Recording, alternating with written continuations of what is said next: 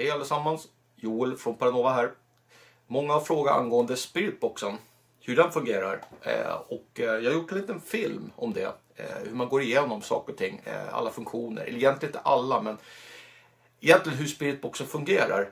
Så jag tänkte visa den för er. En liten instruktionsvideo för er som är intresserade av Spiritbox. Som sagt, det här är SP11 som vi kommer visa upp då. Eller jag kommer visa upp rättare sagt. För det är jag som går runt på kyrkogården i Uppsala. Så det kommer vara lite information hur det fungerar.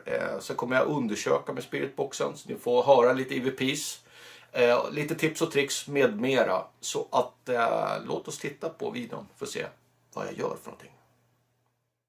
I denna video så kommer jag ta upp hur vi i Paranova använder vår Spiritbox SP11 under våra undersökningar och vilka funktioner den har.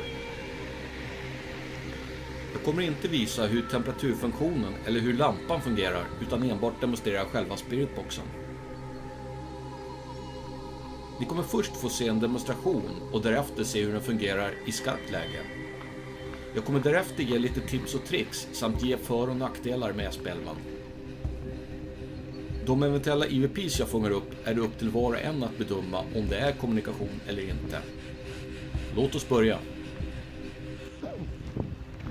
Det är lördag. Vi brukar köra live klockan 12 på lördag. Jag körde live igår. Jag vet inte om det är någon som kör live klockan 12 idag. Jag fick ingen riktigt svar. Det verkar som folk är upptagna. Så jag tänkte jag får vi köra liven. Det är väl inga problem. Jag har gjort det här tidigare så att... Ja, vad ska man hitta på då? Istället för att sitta och snacka som jag gjorde igår. Då tänkte jag kanske ska köra en Spiritbox-session på gamla kyrkogården i Uppsala. Här finns det ju, om man går in på Skarns hemsida www.skarn.se så finns det en historia om gamla Uppsala, eller gamla kyrkogården i Uppsala. Eller ja, stadskyrkogården, men det finns en äldre del som är från, jag tror det är 1600-1700-talet, den här delen som ni tittar på nu. Och det finns en spökhistoria från det här stället. Och det är att det är någon munk eller, ja jag vet inte, kanske inte munk, men någon man som går omkring, någon våldnad som går omkring med böjt huvud och mumlar och har sig, och det är folk som har stött på honom och ja, som sagt jag tycker det är kul att hålla på med de här grejerna. Så jag tänkte lika bra att köra igång, så får ni kika. Så jag vet inte om vi kommer hitta någonting, kanske inte finns någonting här eller någon, jag har ingen aning. Men som sagt, folk som frågar också typ sådana saker som ja, men måste man inte undersöka på natten, och varför undersöker du bara på natten för oss och så vidare. Alltså paranormala fenomen finns ju, tror jag, dygnet runt. Varför man undersöker på natten, det är för att det är mycket tystare då. Skulle jag gå på natten här så är det förhoppningsvis ingen som, i alla fall ingen levande som rör sig och pratar och grejer. Men skulle jag gå här som nu då, nu är det ju ganska lugnt ändå då kommer det vara folk som är här och pratar och grejer, så då vet man inte vad som är vad. Det är liksom bilar som åker, allt möjligt oväsen. Så det är därför oftast man undersöker på natten, för att man ska slippa vad ska man säga, ja, oväsen, onödigt oväsen helt enkelt. Så att ja, jag vet inte om ni alla som har sett en Spiritbox kan plocka fram den här. Där är en Spiritbox, SP11. Jag var inte så jätteförtjust i den här en gång i tiden när jag fick den. Jag tyckte den var lite klumpig och så vidare och så vidare. Jag föredrog SP7. Nu har jag vant mig vid SP11. Jag tyckte SP7 gav bättre resultat, men nu tycker jag SP11 levererar oerhört mycket. Skillnaden mellan SP7 och SP11 är att det här är egentligen två styckna Spiritbox kan man säga. Du ser att det är channel 1 och channel 2. Du kan alltså köra AM på ena och FM på den andra samtidigt. Och en kan köra framåt, en kan köra bakåt och en kan köra en annan hastighet. Du ser hastigheterna där. 50, 100, 150, 200, 250, 300. Så att man kan hålla på att trixa oerhört mycket med det här. Du har ju ljus. Du kan få ljus så att du får en liten röd lampa som lyser upp då, så att du kan gå. Och jag brukar använda lysa med när jag går i rum och så vidare i hus. Så jag har lite, för att det är jävligt mörkt när man går annars. Den är klockren. Du har temperaturgrejer här också. Där brukar inte jag använda så mycket. Kanske ska börja använda lite mer. Så att den är utrustad. Det är inte bara en Spiritbox, utan det är ganska mycket coola grejer. Så som sagt, Om ni inte har en sån här och ni är intresserade av att undersöka, så rekommenderar jag att skaffa en SP11. Det finns säkert andra varianter också som är coola. Men jag föredrar SP11 nu. Jag testade SP7 när vi köpte in till Malin då. Och jag vet inte, jag tyckte det var lite halvpissigt ljud och så vidare. Och så vidare. Det går ju förvisso att fixa med en extern högtalare. Men jag gillar den här rackaren. Den största nackdelen, det är väl att den suger oerhört mycket batteri. Så det är väl det värsta med den här. Men som sagt, det finns ju köpa batterier. Jag kör ju såna batterier man kan ladda upp då. Så att det gäller alltid att ha med sig batteri då. Byta. Den är ju rätt schysst också, man kan ställa upp den. Det har som ett ställ här som man kan trycka upp. Nu har jag bara 2 armar tyvärr. Så att jag kan inte visa den. Eller jag kanske kan försöka. Vänta, så här. Den där rackaren är ju rätt schysst. Då kan man ställa den typ på en grav så här. Lite snyggt. Och ställa frågor. Ganska bra grejer. Som sagt. Vi får se om vi får någon webbshop någon gång i framtiden. Så kanske kan sälja en sån här. Som sagt, jag tycker de är bra. Alltså vi får ju så otroligt mycket coola svar också. Så att det... man blir helt... vad ska man säga, förvånad, överraskad. Eller egentligen ska man inte vara överraskad längre, för att man vet att Spiritboxen, den levererar. Och när vi är ute och undersöker så, jag vet inte, jag måste säga att vi lyckas faktiskt fånga riktigt coola grejer. Och det gäller ju hur man ställer frågan, vilket tonläge man har och så vidare. Pratar man som man inte vågar säga någonting, eller att man är rädd att fråga saker och ting, då kanske du inte får något svar. För då kanske det är så att den som eventuellt kommunicerar, den kanske tycker att men vad är det här för människa som kommer, liksom, ingen självförtroende, ingenting och så vidare. Den vill inte svara, men är man då kanske lite hårdare i tonen, eller man ska säga hallå, finns det någon här, ställer frågor, då kanske man tänker här är en person som verkligen är bestämd och vill ha liksom svar och så vidare. Det kan ju också slå bakut att det blir så att man kanske anses vara en dominant, och då kanske inte eventuellt närvaro säger någonting heller. Så att det är lite upp och ner där. Men jag tror att man måste vara bestämd. Man måste förstå vad man håller på med när man håller på med Spiritboxen. För att det är så lätt att man missar saker och ting på grund av att man inte förstår vad de säger, eller att man ställer frågor på konstigt vis. Som sagt, det här är ju filosofiska grejer. Det är jättesvårt att prata om sådana saker när man egentligen inte vet hur saker och ting fungerar. Utan vi pratar teoretiskt, alltså. Kommunicerar vi vid en sån här, kommunicerar vi med den andra sidan? Egentligen gör vi verkligen det. Ingen aning. Eller någonting kommunicerar med, men är det någon parallell värld? Eller vad? Jag vet inte. Någonting är det man i alla fall kommunicerar med, som svarar direkt när man pratar. Och vad är det för någonting då? Är det en radiokanal som många tror? Ja, okej. Så om jag säger hallå och det kommer ett hallå tillbaka på 3 sekunder. Alltså hur stor chans är det? Hur många gånger hör du ett hallå i en radiokanal? Och speciellt under natten. Så sätter man igång den då. Trycker man igång den där. Kan jag så här så ni kan se. Vi lånar en gammal grav här. Ser inte ut som att något namn finns där. Jag ser att batterierna håller också. Som sagt, nu står den i function. Då får man trycka på den här lilla knappen, annars kör de båda. Det är 2 stycken Spiritbox som är igång nu. Suger oerhört mycket batteri. Så då klickar man på den. Så nu är det bara en Spiritbox. Som ni hör, det händer ju ingenting. Det här är ju ganska ointressant. Utan man måste ju sätta igång en hastighet som ska bläddra. Då klickar man på den. Sweep rate. Då kommer det lysa upp här nere. Jag brukar köra 150. Det tycker jag är bra sweep rate. Och fortfarande händer ingenting för att du måste sätta igång den. Ska jag köra bakåt eller framåt? Och jag brukar köra framåt, men det spelar egentligen ingen roll. Får man trycka in den. Nu är Spiritboxen igång. Så nu ska någonting kunna kommunicera.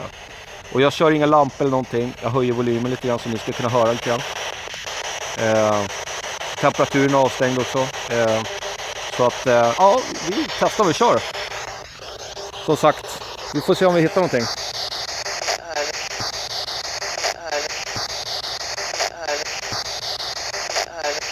Någonting sa någonting där. Som sagt, det kan ju vara en radiokanal, det kan vara vad fan som helst. Vi kör gamla vanliga som Tobias och jag brukar köra. Ett vanligt hallå. Hallå, finns det någon här? Hallå?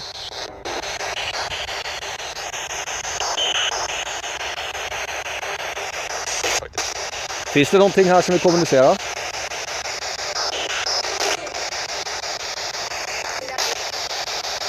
Jag heter Joel. Jag är från Paranova. Kom gärna och presentera dig. Säg ditt namn.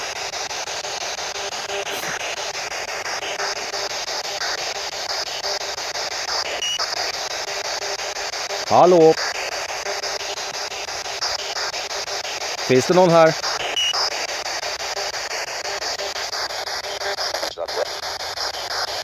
Som sagt, jag hör inte. Ibland hör man direkt vad de säger, ibland så hör man ingenting. Och får lyssna efteråt. Så att ni som sitter och lyssnar på det här får gärna säga vad ni tror att ni hör. Ni hör. Ni hör. Ni hör. Finns det någon här som vill kommunicera? Det är ju kyrkogård här. Finns det några energier här?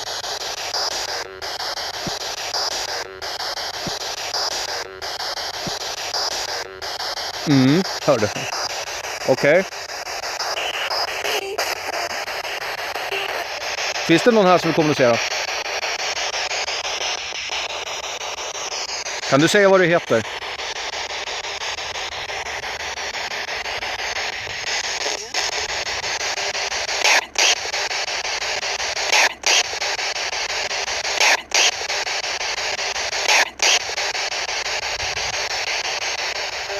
Finns det någonting som hemsöker den här gamla kyrkogården? Det sägs att det ska finnas en man som vandrar här med nedböjt huvud. Som går här någonstans. Jag vet inte riktigt var han går någonstans.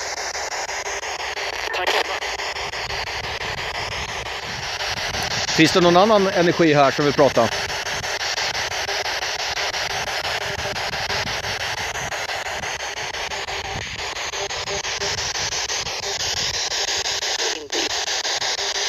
Hallå?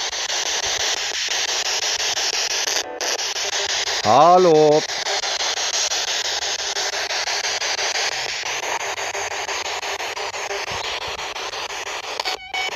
Finns Eva här? Eva eller Helena? Jag hör något kvinnoljud där, men svårt att höra. Svårt att höra. Svårt att höra. Svårt att höra vad den säger. Det är så otroligt svårt att... Om man ställer frågor så kommer ju svaren tillbaka. Egentligen ska man försöka hålla käften 10-15 sekunder, men ibland är det svårt.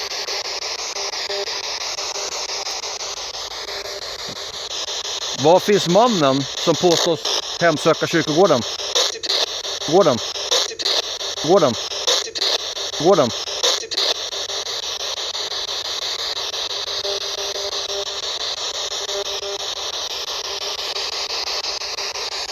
Finns du här någonstans?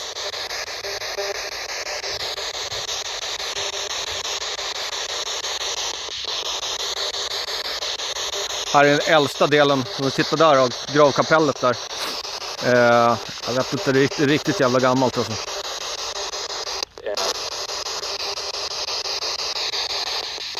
Hallå? Hallå? Kom och prata med mig. Det måste finnas många energier här. Kom och prata med mig då. Prata med mig då. Okej. Vad heter du? Kan du säga ditt namn?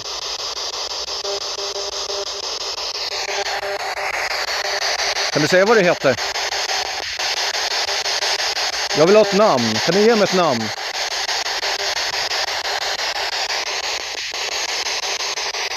När jag passerar din grav, om det nu finns en energi, jag passerar din grav, kan du säga ditt namn då?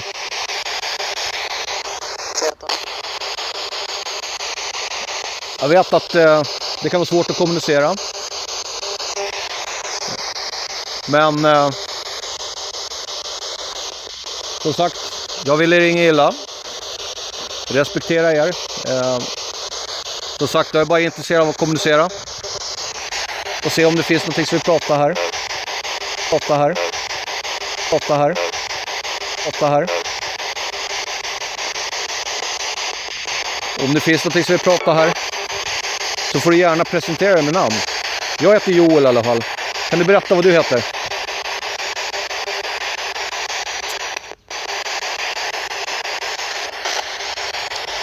Som sagt, du kan prata igen här. Då är instruktionsvideon slut och jag hoppas ni har fått en bättre uppfattning angående hur Spiritboxen SP11 fungerar. Vi fick en hel del intressanta EVPs där min favorit är Vem är det? Som jag får 2 gånger, men även Ring oss. Får även namnet Eva då jag frågar om Eva finns här och därefter namnet Jenny. Dessa EVPs känner jag att jag kan stå för, men det fanns fler som jag inte tar upp då jag är osäker på vad som sägs. Om ni funderar på att köpa in en SP11 och undersöka platser så kommer här lite för- och nackdelar samt lite tips. Tack för mig. För- och nackdelar. Fördelar. En spiritbox som verkligen levererar. Massor av funktioner som till exempel temperaturmätare och ficklampa. Lätt att ställa på ett bord. Ligger bekvämt i handen. Bra ljud utan extern högtalare.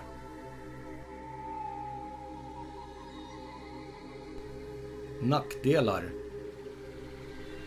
För mycket funktioner om man enbart vill köra Spiritbox. Suger enormt med batteri. Tips och tricks. Var trevlig och inte respektlös mot eventuell närvaro. Ett vanligt hallå brukar alltid fungera. Ha alltid med dig extra batterier. Undvik att använda antennen. Ställ relevanta frågor till platsen du undersöker. Ställ en fråga, vänta 10-15 sekunder innan du ställer nästa fråga. Använd ficklampan i mörkret vid undersökning.